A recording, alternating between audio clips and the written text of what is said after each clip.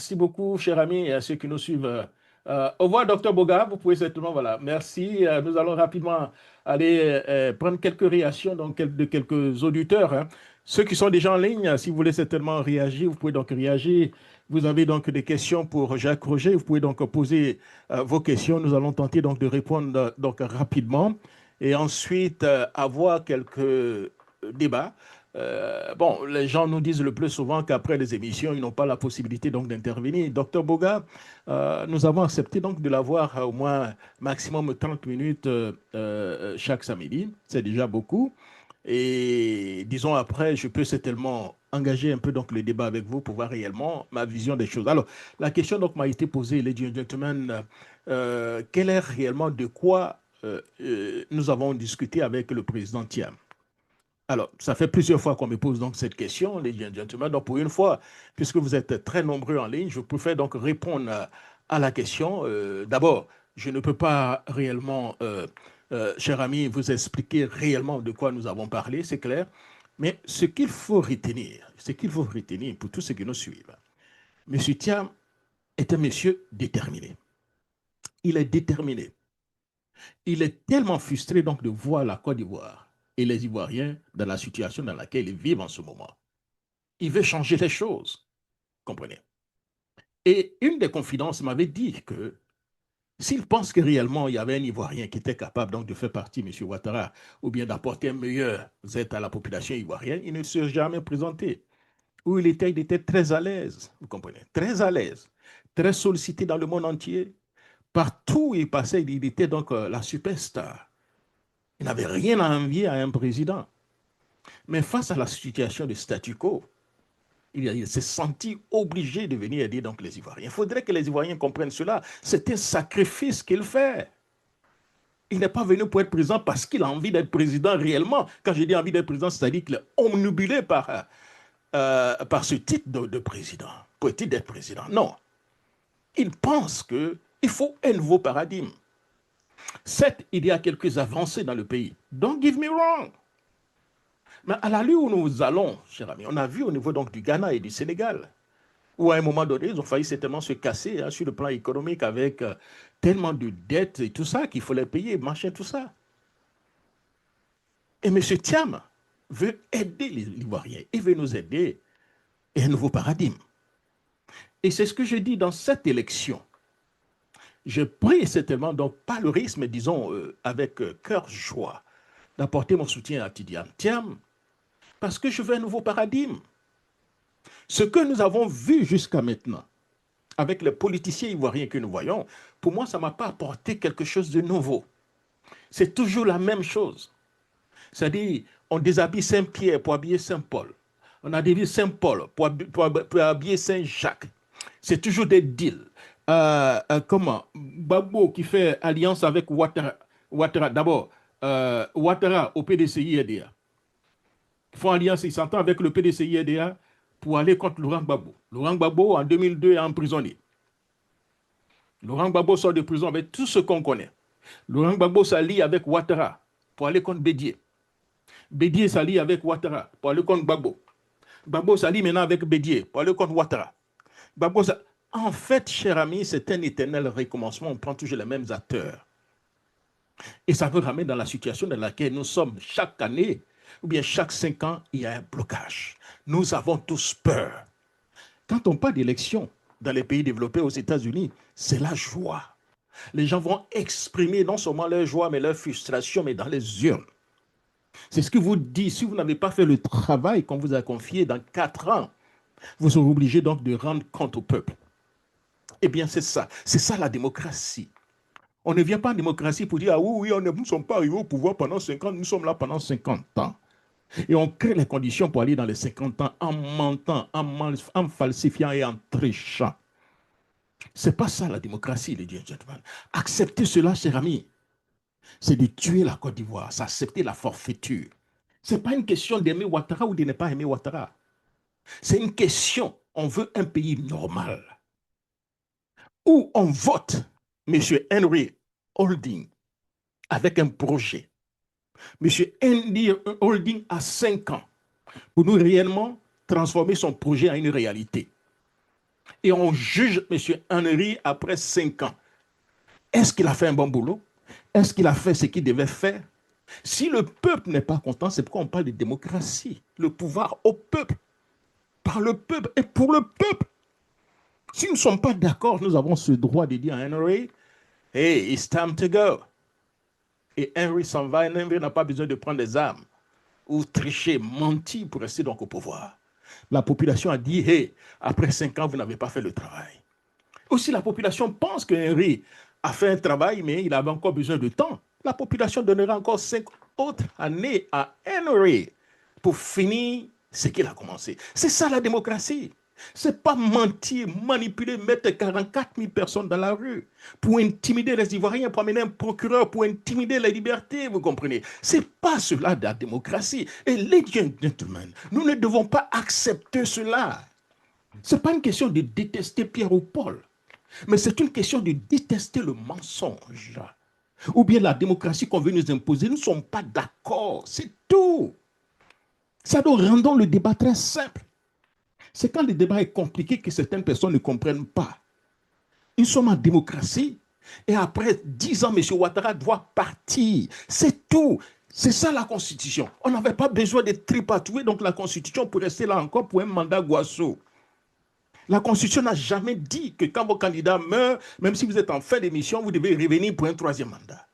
Les Ivoiriens ont accepté parce qu'il y a eu quand même quelques mois. Ils se dit, bon, de toute façon, il a dit que c'est bon, laissons au moins les 5 années, puis on va aux élections pour éviter la paix. Mais le monsieur ne veut pas partir vers un 4e. Croyez-moi, si vous donnez un 4e, il changera la Constitution pour aller à un 5e comme Blaise Compaoré. Vous comprenez? Il le fera. Même s'il ne le fait pas, celui qui va mettre là fera encore. Parce qu'en réalité, c'est l'objectif. Ne pas aller aux élections. M. Ouattara sait qu'en réalité, il va à une élection libre et transparente. Il y a de fortes chances qu'il perde ces élections. Je vous l'ai dit, les gentlemen, M. Ouattara a testé les Ivoiriens en 2010. Avant 2010, M. Ouattara pensait, dur comme fait, il le disait qu'une élection, s'il n'a rien eu, c'est 60% de la population. Pour lui, tout le monde était pour lui. Mais il a été surpris, quand il a allé à l'élection en 2010, de voir que réellement l'électorat se trouvait entre 25 et 32%. Je dis 25% parce que M. Henri Konan Bédié dit qu'on a volé au moins 60 000 voix, 600 000 voix plutôt. Si réellement c'est une vérité, donc c'est-à-dire que M. Ouattara ne devait pas aller au 2e tour. Celui qui devait aller au 2e tour, c'était Laurent Gbagbo et Henri Konan Bédié. Mais on a volé de 60 000. On a volé, qui a volé les 60 000 voix de Laurent Gbagbo? Ouattara ou Gbagbo? Selon le M. Laurent Gbagbo, c'est bien M. Ouattara qui, lui, il devait aller au 2e tour avec Henri Konan Bédié. Ce qui veut dire que l'électorat de M. Ouattara se trouve réellement entre 25 et 32%. Et M. Ouattara le sait. Une élection, il ne peut pas dépasser 40%. Et au 2e tour, les Ivoiriens vont faire l'unanimité pour voter son concurrent. Voilà la réalité. Voilà pourquoi M. Ouattara ne veut pas aller à un 2e tour. C'est pourquoi le sondage de M. Tidiane Thiam, c'est un sondage, ce n'est pas une vérité d'évangile. Le sondage, les choses peuvent changer du jour au lendemain. Mais le sondage peut vous donner seulement, c'est comme une photo. Ça peut nous dire réellement ce que nous pensons à l'heure actuelle, au moment où nous faisons donc le sondage. Au moment où nous faisons le sondage, on peut avoir donc une idée claire de la situation. Ou bien une idée, pas une idée claire, bon, une idée, tout dépend de la fiabilité de ce sondage ou bien de qui fait le sondage. C'est pourquoi le sondage de M. Tidiane, il faut prendre au sérieux. Ce sondage, lui-même, il fait un sondage où il revient 2e. Si en réalité, il avait fait le sondage et puis c'est lui qui était en tête, on pourrait dire, mais il a fait le sondage. Ce sondage, c'est par une organisation très bien connue qui sont très crédibles. C'est Messina. C'est une organisation, une institution qui s'occupait donc des sondages de Barack Obama. Et après ce sondage, M. Ouattara vient en tête avec 38%. Suivi donc de M. Thiam, 25%, et de M. Laurent Gbagbo, je crois, 18%, je ne sais pas, 18% ou 20%, je m'en souviens plus. Comprenez? Ce sondage, nous-mêmes, dans notre niveau, là, notre petit sondage qu'on a, dans le temps, on avait fait, c'était pratiquement la même somme. Mais nous, notre sondage qu'on avait fait, M. Thiam était en tête avec, je crois, 30, il était en tête avec 39%, suivi de Ouattara et puis de M. Gbagbo. Le sondage aussi comment on appelle ça, de Jean Bonnet, qui a duré pratiquement pendant une semaine. Ça a donné aussi M. Thiam en tête, suivi de M. Ouattara et de M. Laurent Gbagbo. Donc, ce qui veut dire qu'on n'a pas vraiment besoin, les gentlemen, d'être un scientifique, d'aller à Harvard pour comprendre que ce sondage, même si ce n'est pas une vérité d'évangile, mais n'est pas loin de la réalité. Ce sondage, M. Ouattara est au pouvoir avec tous les pouvoirs de l'État. Comme je l'ai dit, les gentlemen, il détient tous les pouvoirs. Vous parlez donc de 3 pouvoirs, de 4 pouvoirs. Non, M. Ouattara détient donc les 8 pouvoirs. Les 8 pouvoirs, savoir le pouvoir donc, exécutif, c'est lui-même. Le pouvoir législatif, c'est donc Kandia Camara et puis Bitogo, donc c'est eux-mêmes. Le pouvoir judiciaire, avec tout ce que vous voyez là, les juges, tout ça, ils détiennent tout ça. Ils détiennent aussi la communication, puisqu'ils ont même toutes les chaînes et tout ça qui ne font que chanter les louanges du RDA devenir RHP, donc en alexandrin. Ensuite, ils détiennent donc la CEI. Ils détiennent donc le Conseil constitutionnel. Il détient, comment on appelle ça, la police, la militaire, les militaires et les forces donc, de l'armée, la preuve, il a la possibilité de mettre 40 000 personnes dans la rue. Et ensuite, il détient, les gentlemen, l'argent, les nerfs de la guerre. Il détient donc l'argent du pays. Il fait se servir et fait tout ce qu'il veut. M. Ouattara détient tout. Pourquoi a-t-il peur donc d'aller en compétition avec Laurent Gbagbo? Il dit qu'il a un bilan inattaquable. Mais pourquoi ne pas inclure Laurent Gbagbo? Il a accordé l'amnistie à tout le monde sauf Laurent Gbagbo. Pourquoi? Pourquoi? Alors que le pauvre Laurent Gbagbo, nous avons critiqué Laurent Gbagbo en son temps pour avoir donc utilisé l'article 48 pour inclure M. Ouattara. Alors que constitutionnellement, M. Ouattara ne pouvait pas participer à une élection en Côte d'Ivoire parce que la Cour constitutionnelle d'alors, qui était la Cour suprême, avait dit que M. Ouattara avait une nationalité douteuse. Et jusqu'à preuve du contraire, il n'y a pas eu une décision donc, de justice pour nous dire que M. Ouattara, effectivement, n'avait pas une nationalité douteuse. On a fait une rébellion. On a forcé la rébellion. On a utilisé donc l'article 48, pas même un référendum, pour permettre à M. Ouattara donc d'être candidat. C'est ce que M. Laurent Gbagbo l'a fait.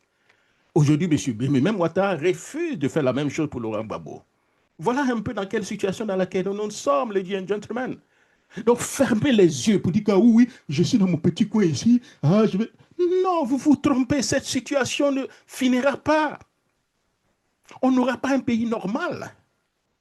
Ça, c'est un pays de la loi du plus fort. La jungle, du plus grand tricheur, du plus grand menteur, du plus grand celui qui intimide, celui qui sera la tête de nos pays, les gentlemen. Voilà pourquoi je dis, on n'a pas besoin d'insulter Ouattara. Non, n'insultez pas Ouattara. Mais vous avez les idées. Défendez les idées. Dites à M. Ouattara, nous ne sommes pas d'accord. C'est tout. Et avec la manière. Parce qu'en plus, n'oubliez pas, M. Ouattara est le chef de l'État. Donc si vous insultez M. Ouattara, c'est la Côte d'Ivoire que vous insultez. Au moins, si on n'aime pas M. Ouattara, mais la fonction qu'il occupe en tant que président, on doit respecter cette fonction. Donc dès lors, on ne peut pas passer notre temps à insulter M. Ouattara, mais critiquer M. Ouattara, that's a fair game. Ce qu'il fait, nous ne sommes pas d'accord, on dit nous ne sommes pas d'accord. Les gens me posent la question, ils disent, ah oui, tu as répondu au procureur, tu n'as pas peur. Je dis, mais je vais avoir peur de quoi? Nous sommes en démocratie ou quoi, ladies and gentlemen? La démocratie dit, si je ne suis pas d'accord, je dois dire haut et fort que je ne suis pas d'accord. Donc j'ai dit au procureur, je ne suis pas d'accord. Est-ce que le fait de dire je ne suis pas d'accord, c'est insulter le procureur? Je ne suis pas d'accord et j'explique au procureur pourquoi je ne suis pas d'accord. Parce que l'application de la loi qu'il veut faire là, c'est une application dangereuse. La loi dit aujourd'hui sur ma page, si j'accepte que les gens viennent engager le débat, si quelqu'un dit quelque chose, je deviens au moins complice de ça. Voilà ce qui est dangereux. C'est-à-dire que le procureur refuse de faire son travail, mais il demande à nous de faire notre travail. Il nous demande à nous de signaler, c'est ce qu'il dit, hein? Signalez tous ceux qui vont écrire des choses que vous n'aimez pas, signalez ça au procureur. Si vous ne signalez pas, vous devenez complice. Ça devient une intimidation. Imaginez-vous un seul instant, au moment où le RDA devenait RHP était dans l'opposition. Si les lois dont on parle aujourd'hui on appliquait au RDA, est-ce que le RDA allait venir au pouvoir? Est-ce que le RDA allait exister? Parce que tout ce qu'ils ont fait, c'est donc de détruire l'image de la Côte d'Ivoire dans les 4 coins du monde. Détruire l'image du général Gueye, détruire le droit de Bédier, détruire le droit de Gbagbo dans les 4 coins du monde. Faire passer Laurent Gbagbo d'un criminel, d'un assassin, d'un tueur, d'un génocidaire. Tout ce qu'ils pouvaient dire sur Laurent Gbagbo, ils l'ont dit pour qu'ils arrivent au pouvoir. Mais aujourd'hui, ils nous empêchent même de dire que nous ne sommes pas d'accord. Ce n'est pas une question d'aller contre Ouattara. Je vous dis, n'insultez pas M. Ouattara. C'est le président, vous insultez Ouattara. Non, sincèrement, je ne ferai pas campagne avec vous. Mais ce que vous pensez, si vous pensez que ce qu'il fait n'est pas normal, nous avons ce droit de dire non. Et oh, et ne pas avoir peur. La marche du 4, je supporte cette marche du 4. Ça doit être une démonstration de force. Nous ne devons pas avoir peur. Si nous sommes contre ce qui est en train de se passer, c'est le moment où jamais de dire non, nous ne sommes pas d'accord. Vous avez vu, il y a eu la marche en France où il y a eu des millions de personnes qui sont sorties, il n'y a pas eu de mort. Macron n'a pas dévasé 40 000 personnes pour venir freiner Pierre ou Paul. Les gens ont manifesté, ils ont dit ce qu'ils pensaient et ils sont partis. C'est ça la démocratie. Qu'on laisse les Ivoiriens manifester. Si les Ivoiriens mettent au moins 1 million, 2 millions de personnes dans la rue, M. Ouattara devait comprendre que là, c'est puisqu'il n'y a pas d'institut de sondage, au moins avec cette démonstration de force, M. Ouattara comprendra et la communauté internationale comprendra. Parce qu'en réalité, ce que me dit M. Youssouf, dans les hauts milieux où nous sommes partis, donc dans les débats, non seulement les gens sont frustrés, mais ces gens ne comprennent pas le silence de la population ivoirienne. Il dit oui, tout ce que vous dites là, nous sommes d'accord. Nous comprenons, nous voyons. Mais le peuple ivoirien ne dit rien. On fait comment? On ne peut pas directement aller dans une telle situation pour imposer quoi que ce soit au peuple ivoirien. On ne demande pas au peuple ivoirien d'utiliser la violence, mais au moins ils doivent manifester, ils doivent dire qu'ils ne sont pas d'accord. Mais jusqu'à présent, on ne le dit pas. D'ailleurs, je profite de cette occasion aussi pour saluer aussi la maturité donc, des Ivoiriens. Mais cette maturité, parfois, a des limites. Là, nous ne sommes pas d'accord. Nous sommes maintenant à 28 jours des élections présidentielles. Si nous ne sommes pas d'accord avec ce qui est en train de se passer, nous disons non. Parce qu'ils nous ont privé le droit donc, de vote. Ils ont déjà voté pour nous. En écartant Laurent Gbagbo, en écartant Tidiane Thiam, en écartant Saleh Tiboko Antoine, en écartant Vincent Tobi. Et ils ont déjà écarté vraiment, ils nous ont mis hors même de la compétition. On ne peut pas aller à une compétition comme ça. Et en plus, tu vas à un quatrième mandat illégitime. Tu n'as pas envie de compétir. Parce que si on s'en tient au sondage de M. Tidiane Thiam, le deuxième a été écarté. Le troisième, parce que le deuxième, les Ivoiriens peuvent faire l'unanimité au deuxième tour, il a été écarté. Les Ivoiriens peuvent faire l'unanimité autour du troisième, M. Laurent Gbagbo, il a été écarté. Laurent Gbagbo, s'il est en troisième position, ce n'est pas parce que les Ivoiriens ne veulent pas de lui. Mais il se dit qu'il faut un nouveau paradigme.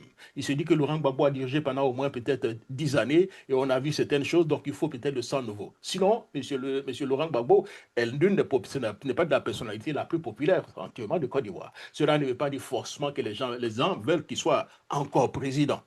Vous comprenez? Voilà. Sinon, M. Laurent Gbagbo est très populaire. Mais les Ivoiriens, s'il y a une compétition entre Ouattara et Laurent Gbagbo, il y a de fortes chances qu'une bonne partie, la grande majorité donc, des Ivoiriens supportent Laurent Gbagbo. Ça, M. Ouattara ne veut pas. Troisième position, c'est M. le jeune Saleh Tiboko Antoine qui fait beaucoup rêver. Et les Ivoiriens l'écoutent beaucoup. Il a un message. C'est quelqu'un qui peut faire passer un message. Donc les Ivoiriens peuvent aussi se retrouver autour de lui. On le met de côté. Vincent Tobi, on le met de côté. On nous propose qui? Des candidats à problème. Des candidats à problème. Le seul candidat qui n'a pas trop de problèmes, c'est celui qui arrive donc en cinquième position, c'est Awa Domelo. Mais le problème, c'est qu'Awa Domelo ne rend pas donc la machine du PPACI autour de lui. Il devient très limité parce que le PPACI, ils écoutent beaucoup Laurent Gbagbo. C'est ce que Laurent Gbagbo dit qu'ils feront. Malheureusement, c'est un peu ça. C'est pas aussi malheureusement. Pratiquement dans tous les pays du monde, peut-être que chez nous, c'est un peu exagéré, mais c'est ça. Le PPACI, c'est Laurent Gbagbo. Donc, tant que le Laurent Gbagbo n'apporte pas son soutien à Ouadomiro, ça sera difficile. Vous comprenez? Voilà. Donc, quand je dis candidat à problème, c'est Ouadomiro. Simone Gbagbo, c'est candidat aussi à problème. Elle a des problèmes avec le PPACI. Là encore, elle est en train de créer des problèmes avec le CAPCI et tout ça, vous comprenez? Donc, Simone Gbagbo, c'est une candidate à problème, elle ne peut pas passer. Jean-Louis Billon, qui lui, s'il avait donc la machine du PDCI autour de lui, il pouvait donc faire un résultat très, très remarquable, mais il n'a pas la machine du PDCI autour de lui.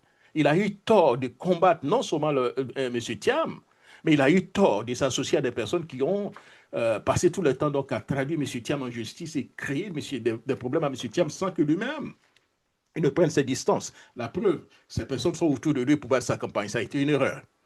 Donc, M. Jean-Louis Billon ne peut plus faire l'unanimité autour de lui. Les Ivoiriens ont vu. Vous comprenez? Et rarement, M. Jean-Louis Billon ne critique réellement le régime en place. Donc voilà, bref, ce sont des candidats. Antoinette Lagou, elle a été balancée là, comme dans le cas du KKB. Si les autres, pas extraordinaires, quittent, elle ira jusqu'au bout. Voilà pourquoi elle est là, pourquoi elle a été maintenue. Elle sera donc la candidate qui va l'affronter, donc M. Ouattara, au cas où les autres candidats se retirent. Donc c'est des gens qui ont vraiment sciemment, intelligemment pensé la chose. Vous comprenez? Quand on parle donc d'exclusion, ladies and gentlemen, regardez le cas de M. Tidiam Thiam, comme c'est aussi révoltant. C'est aussi révoltant. C'est tellement révoltant, ladies and gentlemen. Voilà quelqu'un qui remplit tout. Même le parrainage, il était au-dessus de tout le monde. Il avait 150 000 voix au niveau du parrainage. Le RHDP venait avec 90 000, je pense. Le PPACI, 70 000. Mais il avait tout. On dit, ah oui, mais c'est tellement, oui, oui, vous savez, il ne s'est pas donc, il n'est pas encore, il s'est pas détaché de sa nationalité française, un taux. Mais on dit, il faut appliquer la loi. La loi dit quoi? La révision de la liste électorale se fait chaque année. Alors, on allait utiliser donc un article de 64, 1961 pour empêcher M. Thiam d'être candidat. Mais dans la loi, dans la même loi, on dit que la révision de la liste électorale doit se faire chaque année. Le président de la CEI a refusé parce qu'en réalité, en ouvrant une révision de la liste électorale, ceux dont on reproche à M. Thiam, ils ne pourront plus reprocher M. Thiam pour s'enrôler facilement. Donc, ils ont tout fait pour trouver toutes les subterfuges, pour refuser même les révisions de la liste électorale. Et dites-vous bien, le budget avait déjà été voté en 2024 pour la révision de la liste électorale. Et mieux, la communauté internationale avait décidé donc de financer la révision de la liste électorale. Donc, qu'est-ce qu'on nous dit ici là? Donc, tout a été planifié. C'est-à-dire, au moment où nos juges, nos hommes intelligents doivent penser, réfléchir pour aider la Côte d'Ivoire, ceux-là pensent et réfléchissent comment faire pour disqualifier donc des candidats. Comment faire pour créer des problèmes à des candidats. Et ils pensent aussi comment faire pour inclure M. Ouattara, trouver toutes les stratégies pour inclure M. Ouattara et trouver tout ce qu'ils peuvent pour exclure les opposants qui peuvent donc apporter la contradiction à M. Ouattara. That's not fair. On ne peut pas accepter ça. Nous l'acceptons ivoiriens. C'est-à-dire, réellement, on n'a plus de pays. Ce n'est pas une question d'aller en guerre contre quelqu'un. Mais c'est une question de dire non, nous ne sommes pas d'accord. C'est tout. On dit nous ne sommes pas d'accord. Vous n'insultez pas Ouattara, vous n'insultez personne, mais on dit non, nous ne sommes pas d'accord avec ce qui est en train de se passer. C'est de cette manière, avec insistance, intelligence, consistance qu'on pourra peut-être amener M. Ouattara à réfléchir. À un moment donné, lui-même va dire, ah, cette situation-là devient très compliquée. La communauté internationale va lui dire, hey, tiens, nous t'avons mis là, mais avec ce qui est en train de se passer là, il faut partir. Mais tant qu'on ne le fait pas, on ferme les yeux, on est dans nos... on est là dans le cœur, la maison, on va pleurer seulement et puis on n'est pas... Mais quand on dit qu'on n'est pas d'accord, il faut dire non. Il faut dire non. Et donc le 4, que vous soyez à Bramancoté, que vous soyez comment on appelle, Yeboté, c'est ça, non, comment ils appellent ça, le nouveau quartier là, quelque chose, Beauté, j'ai oublié, bon voilà, je crois qu'il y a des gens qui vont se moquer tout à l'heure, que vous soyez à Cocody, que vous soyez à Yopougon, que vous soyez à Bobo-Doumé, que vous soyez à Dabo, que vous soyez à Jacquesville, même que vous soyez même aux alentours de la Côte d'Ivoire, que vous soyez dans les 4 coins de la Côte d'Ivoire, vous manifestez dans votre région, dans la paix. On sait qu'aujourd'hui, ils ont demandé au préfet, au sous-préfet, donc d'interdire toute manifestation. Mais la manifestation n'est pas du tout interdite par la loi. Personne donc ne va pour faire un coup d'État ou bien une insurrection. Mais nous avons le droit de dire non. Et le peuple doit se lever. Si nous sommes d'accord que ce qui est en train d'être fait est contre la loi, contre les institutions et contre autre chose, il faut dire non. Alors, on me parle aussi donc du financement donc, des partis politiques. Ah, mais Jacques Roger, tu as annoncé là-bas que Mme Simone Gbagbo a pris l'argent avec Laurent Gbagbo. Je n'ai jamais annoncé cela. Nous avons vu d'un article de Africa Intelligence. C'est une structure qui est très crédible. Ah, pas très crédible, disons, pas très crédible, mais une structure crédible. Une structure qui apporte donc des informations. Et nous avons dit, au vu de ce que l'article dit, si ce que l'article dit est vérifié, voilà. Vous comprenez? Et si le camp de Simon Gbagbo n'est pas d'accord, ils doivent démentir l'information au besoin, au mieux, traduire donc le journal en justice. Mais tant que ce n'est pas fait, c'est que ce qu'il dit, c'est la vérité. Séance tenante, l'avocat de Simon Gbagbo a pris en contre-pied cette décision, et aujourd'hui, on vient de dire que Simon Gbagbo traduit donc le journal en justice. C'est comme ça que la démocratie fonctionne. Vous comprenez? C'est comme ça que la démocratie fonctionne. Et en plus, l'information qu'on nous donne, ah oui, vous savez, est-ce que M. Ouattara, habituellement, il n'y avait pas eu donc un cadeau au candidat? Qu'on ne vienne pas nous dire, Ivoirien, c'est qu'on vous dit là que la Constitution permet de financer des candidats pendant des élections, c'est fou, hein? J'ai jamais vu ça. Hein? Si vous avez vu ça dans la Constitution ou bien dans des textes ivoiriens, dites-nous. La Constitution ne l'a jamais dit. Ce que la Constitution a dit, par contre, c'est que les partis politiques sont financés par l'État à hauteur, je crois, c'est de 1 milliard ou bien de 2 milliards, je ne m'en souviens plus. 1 milliard ou de 2 milliards.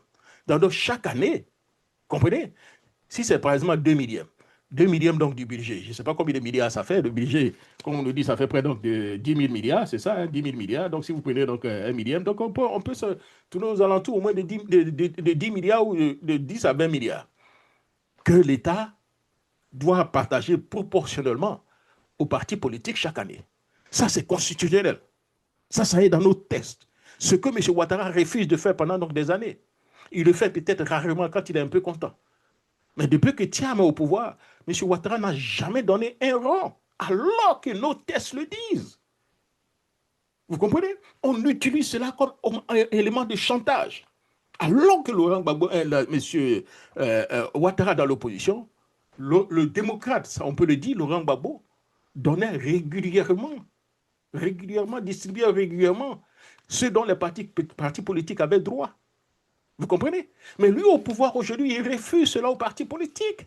Il l'utilise comme moyen de chantage, de pression sur les partis politiques. It's not fair. On ne fait pas une politique comme ça dans le mensonge, je l'ai dit. N'acceptons plus le mensonge dans la politique. Acceptons la droiture, les dieux de demande. Ce qui est juste, ce que la loi dit, si on veut appliquer la loi, il faut l'appliquer au sens strict, au sens sous. Il ne faut pas appliquer la loi quand ça nous arrange et ne pas l'appliquer quand ça ne nous arrange pas. Si la loi dit que vous devez donc remettre 1 milliard ou 2 milliards donc budget à chaque parti politique, mais vous remettez ça aux partis politiques chaque année. Bon sang, on n'a pas besoin de vous demander quoi que ce soit, ce n'est pas votre argent. Mais vous prenez notre argent comme c'est pour vous. Et vous faites ce que vous voulez avec notre argent. Vous nous intimidez avec notre argent. Vous mentez avec notre argent. On ne peut pas l'accepter. Il est temps de dire non. Nous ne sommes pas d'accord. Nous ne sommes pas d'accord. Nous ne sommes pas d'accord. C'est tout. On n'a pas besoin de faire un coup d'État. Donc, chers amis, c'était mon cri de cœur. Je vous l'ai dit. Je ne dis pas à Pierre ou à Paul d'aller faire une insurrection. Mais s'ils ne sont pas d'accord, disons, ils ne sont pas d'accord. On me dit, mais tu n'as pas peur. J'ai dit, mais je vais avoir peur de quoi? Je n'insulte personne. Je ne calomnie personne. Ce que je fais, réellement, ladies and gentlemen, c'est donner mon point de vue par rapport à des situations. Je ne suis pas d'accord, je dis, je ne suis pas d'accord. Est-ce que j'ai commis un crime? Pourquoi devrais-je avoir peur de dire à quelqu'un, je ne suis pas d'accord? Si j'insulte la personne, alors tu peux utiliser la loi contre moi. Si je mens sur toi, tu peux utiliser la loi comme à la rue, on peut comprendre. Mais il ne faut pas inventer des lois pour venir contre moi parce que je suis en train de dire quelque chose que tu n'aimes pas. Je l'ai dit à ceux qui m'écoutent, les gentlemen. Regardez la situation aux États-Unis. Pourquoi ces pays-là développés sont toujours des pays développés et nous sommes toujours des pays en retard? Parce qu'aujourd'hui, il y a une conscience. Il y a ce qu'on appelle, les gentlemen, le patriotisme, le vrai patriotisme. Ce n'est pas le patriotisme que nous voyons, mais le vrai patriotisme, ça veut dire quoi? Ça veut dire que la population se bat pour les libertés individuelles. La liberté se bat pour les libertés collectives. La population se bat pour le droit. Ça veut dire quand vous avez écrit dans la Constitution que le droit de manifester est un droit pour tout Ivoirien, si demain vous avez arraché ce droit à la population ivoirienne, à la population américaine va se lever pour manifester contre cela. Parce qu'autant vous dites au peuple de ne pas mentir ici, ils mentent, ils sont devant les tribunaux, autant si vous êtes au pouvoir, vous mentez aussi, le peuple doit vous demander compte. Ça veut dire quoi? Dans le cas du comédien Jimmy Kimmel.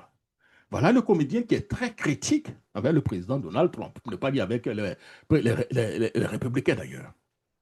Et après donc l'assassinat donc, du MAGA Kate, il a pondu dans son monologue, il a dit quelque chose qui n'a pas plu aux gens.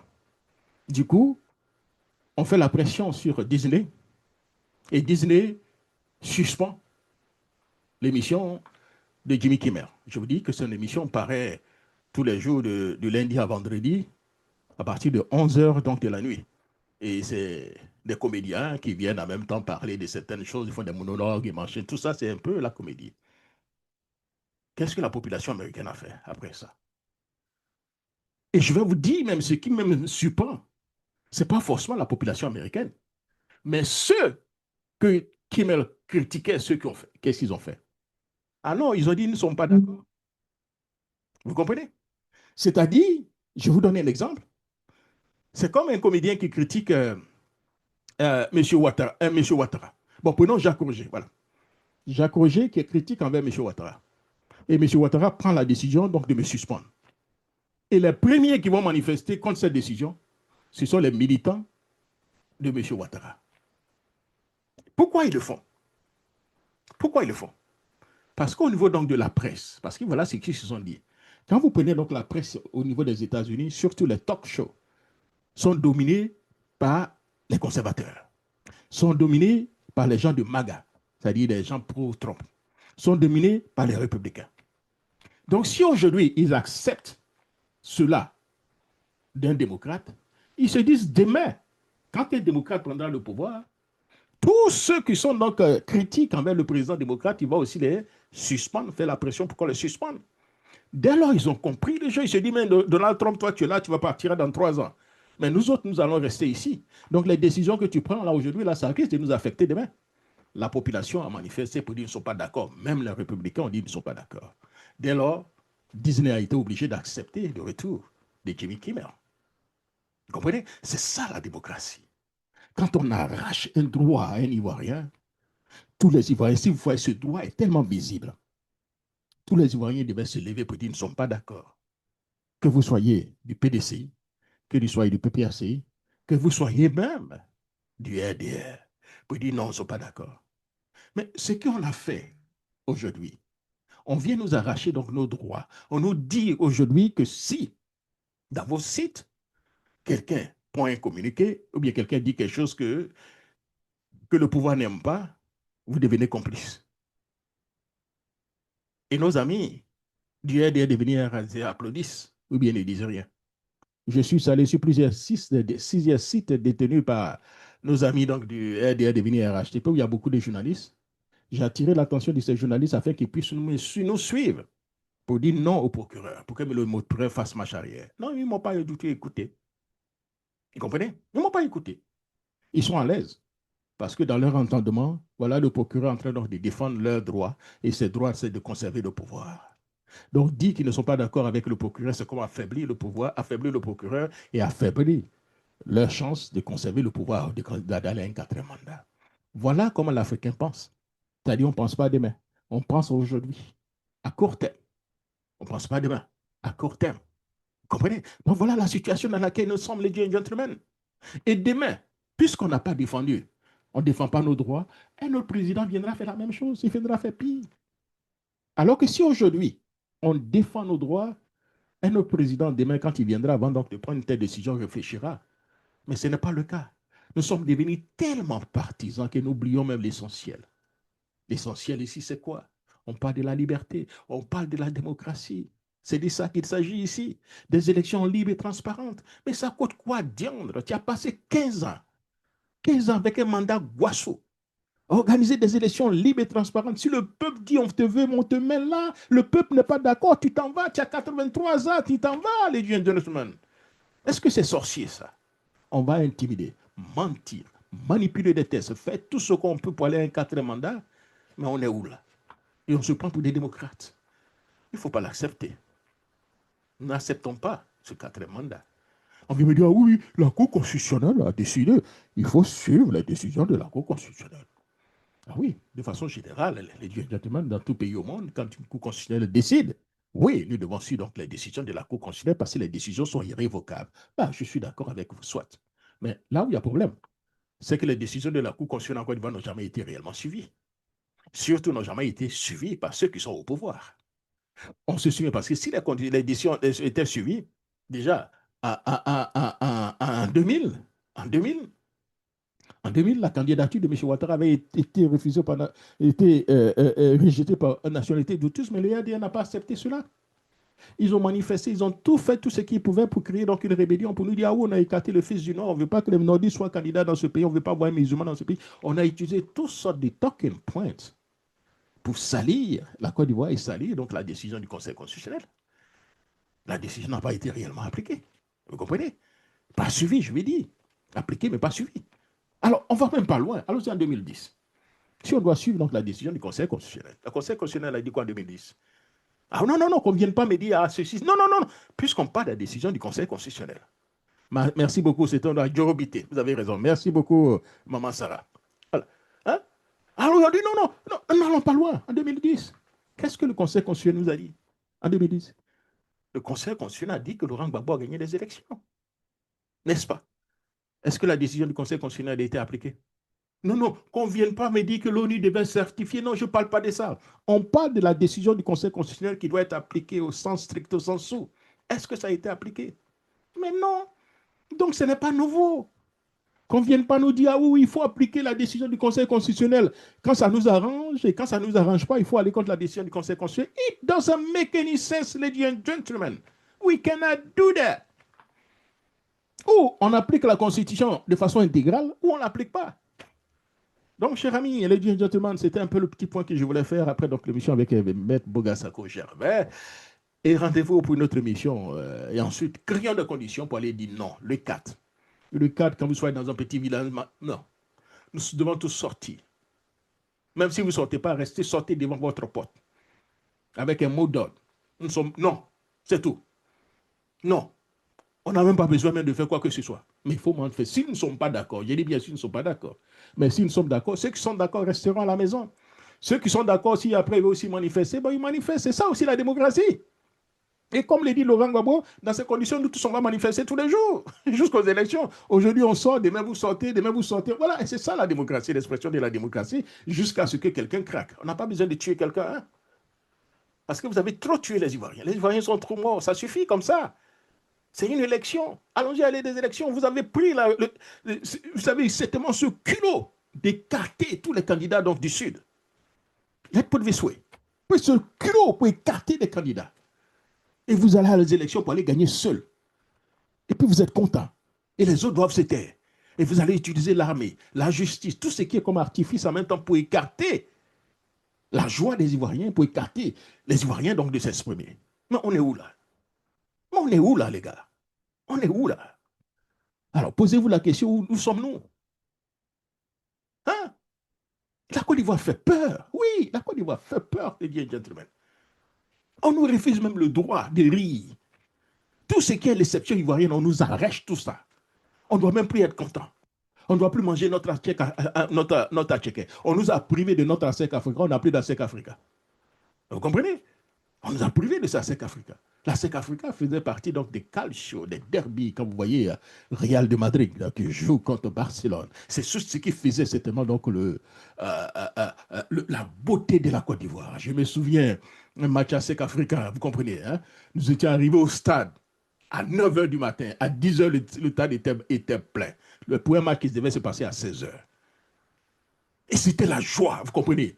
C'était donc les ambiances, c'était donc les insultes en militaire à gauche, à droite. Mais c'était ça la Côte d'Ivoire. Mais on nous a privés de ça, on n'a plus donc demain, on n'a plus d'ASEC africain. C'est comme si quelqu'un veut détruire tout ce qui faisait notre joie. Ah non, c'est pourquoi nous avons notre émission. Beat back. Bring the Ivorian dream back again. C'est-à-dire nous devons ramener encore cette joie de vivre, le rêve ivoirien. Ce rêve qui a poussé donc toute l'Afrique à venir s'installer aujourd'hui en Côte d'Ivoire. Aujourd'hui, ceux qui sont plus heureux d'être en Côte d'Ivoire, ce sont donc les non-ivoiriens ou bien ceux qui viennent d'arriver. Les Ivoiriens, la majeure partie, sont obligés de quitter la Côte d'Ivoire ou bien sont plus heureux même de vivre dans leur propre pays. On est où là? On a tellement insulté la Côte d'Ivoire pour notre gentillesse. Menti sur les Ivoiriens, ils sont xénophobes. Aujourd'hui, qu'est-ce qui est en train de se passer? Je viens donc d'apprendre qu'au Congo, vous êtes étranger, vous ne pouvez plus même faire des petits commerces au Congo. Au Gabon, on a pratiquement un peu fait la même chose. Alors, on fait ça même en Côte d'Ivoire aujourd'hui. Tout le monde, oh oui, ils sont xénophobes. Mais non, à un moment donné, les gens commencent tellement à se replier sur eux. Prenons des cas, n'allons pas loin. Hein. Le pays d'exception que tout le monde prend l'exemple, c'est donc les États-Unis. Aujourd'hui, avec la politique américaine de Donald Trump, qu'est-ce qui se passe? American First. Sur le pays le plus développé au monde. Pas d'American First. Et même vous avez vu son adresse aux Nations Unies. Il demande aux Européens de penser à eux seuls, de ne plus accepter même l'immigration donc sauvage. Il a été clair que si vous continuez, vous n'allez plus avoir de pays. Il a même parlé de Londres, que Londres sera donc un pays djihadiste, permettez-moi l'expression, d'ici quelques temps, si les gens ne font rien. Ça dit, nous sommes arrivés dans une situation où chacun veut se protéger. Je ne dis pas que cela doit se passer en Côte d'Ivoire, les gentlemen. Don't give me wrong, it's not what I'm saying at this point, right? Ce que je dis ici, c'est clair, les gentlemen. On doit aussi penser aux Ivoiriens first. Et l'Ivoirien first, sincèrement, c'était un peu l'ivoirité qui a été donc galvaudée. On va pas revenir, on va faire une émission plus une autre fois pour parler un peu donc de l'ivoirité. Mais on va même plus revenir parce qu'il y a eu tellement de dérapages. Non seulement il y a eu donc une mauvaise communication de la part du camp de Henri Konan Bédié, il y a eu donc un mauvais, comment on appelle ça, une campagne contre ce projet du camp de M. Ouattara avec tout ce que nous connaissons. Et on sait comment ce projet-là nous a amené, mais en réalité, l'ivoirité n'avait pas que de mauvaises choses, avait au contraire de très bonnes choses même d'ailleurs. Parce que si on avait appliqué réellement l'ivoirité en 1999, on serait trouvé dans une situation où beaucoup plus gérée, beaucoup plus équilibrée, où la Côte d'Ivoire accepte beaucoup d'étrangers, mais à tête des étrangers que la Côte d'Ivoire veut, mais pas dans une situation où vous sentez que vous êtes envahi. Aujourd'hui, pour un étranger, pour avoir la nationalité ivoirienne, beaucoup plus facile. Mais l'Ivoirien, eux-mêmes, pour avoir sa nationalité, ou même pour conserver sa nationalité, il devient très compliqué. Parce que la loi permet aujourd'hui, rend beaucoup plus compliqué de déchoir un étranger de sa nationalité, même s'il a fraudé. Mais un Ivoirien, comme Thiam, on peut aujourd'hui se lever aujourd'hui pour dire à Thiam, oh ouais, vous n'avez plus, vous n'êtes plus Ivoirien. Le Thiam que nous tous on a conduit là. Et puis là, on accepte ça. Thiam que vous tous avez vu là. On vient dire qu'il n'est pas Ivoirien. On retire Thiam de la liste électorale et puis tout on accepte ça. Qu'il a eu la nationalité française. Et puis quoi? Il y a des gens qui n'ont pas eu d'autre nationalité. Je n'ai pas envie d'aller tellement loin. On veut parler même du président actuel là, parce que quand on va parler du président actuel, on se trouve dans la limite entre s'attaquer au chef de l'État et puis dire aussi une vérité. Mais vous tous savez, c'est donc que je n'ai pas réellement envie d'articuler. Prenez autour de M. Ouattara les enfants d'immigrés qui occupent donc des postes de responsabilité qui sont dans nos administrations, dans nos institutions, qui contrôlent nos institutions. Et c'est Thiam qu'on vient voir. Il n'est pas ivoirien. Et puis nous sommes on accepte. Nous sommes d'accord, oui, Thiam n'est pas ivoirien. Si on peut arracher la nationalité à Thiam qui a les moyens, et vous? Ah mais non! Il y a des choses qu'on ne doit plus accepter dans ce pays-là. Ok, j'en ai fini. C'était le bon week-end. Je n'ai pas envie de continuer, les gentlemen. Mais merci beaucoup. Vous êtes restés relativement très, très nombreux. Et puis rendez-vous pour une émission une autre fois. Et puis donc voilà. J'ai dit bien de choses à ma co-host, Eugénie Baudon, et puis à Léonore. Et tous ceux qui sont en ligne, vous avez fait du bon boulot. Je crois qu'il y a Tewa Kwame, très bon boulot aussi, très, très dynamique aujourd'hui. Il y a Youssouf aussi, c'est ça, Youssouf Bamba, qui est aussi très dynamique. Il y a Série quoi, voilà, merci Série, qui pense que c'est une très bonne chose. Il y a aussi Henry Holding. Voilà, il y a Henry aussi qui a dit une très bonne. Voilà, il y avait aussi Monsieur Blé Michel. Merci Blé Michel. Alors, vous étiez très nombreux, je ne vais pas citer tout le monde. Merci beaucoup et rendez-vous pour une autre émission une autre fois et surtout bon week-end et portez-vous bien. Au revoir.